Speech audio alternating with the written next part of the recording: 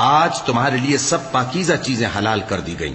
اور اہل کتاب کا کھانا بھی تم کو حلال ہے اور تمہارا کھانا ان کو حلال ہے، اور پاک دامن مومن عورتیں اور پاک دامن اہل کتاب عورتیں بھی حلال ہیں، جبکہ ان کا مہر انہیں دے دو، اور نکاح سے عفت قائم رکھنی مقصود ہو، نہ کہ کھلی بدکاری کرنی اور نہ چھپی دوستی کرنی۔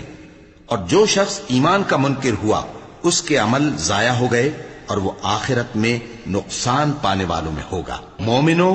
جب تم نماز پڑھنے کا قصد کیا کرو تو اپنے منہ اور کوہنیوں تک ہاتھ دھو لیا کرو، اور سر کا مسح کر لیا کرو، اور ٹخنوں تک پاؤں دھو لیا کرو،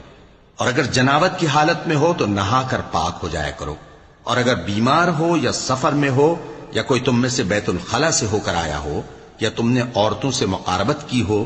پھر تمہیں پانی نہ مل سکے تو پاک مٹی لو اور اس سے منہ اور ہاتھوں کا مسح یعنی تیمم کر لو۔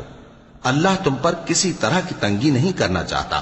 بلکہ یہ چاہتا ہے کہ تمہیں پاک کرے اور اپنی نعمتیں تم پر پوری کرے تاکہ تم شکر کرو۔ اور اللہ نے جو تم پر احسان کیے ہیں ان کو یاد رکھو، اور اس کے عہد کو بھی جس کا تم سے قول لیا تھا، یعنی جب تم نے کہا تھا کہ ہم نے اللہ کا حکم سن لیا اور قبول کیا۔ اور اللہ سے ڈرو، کچھ شک نہیں کہ اللہ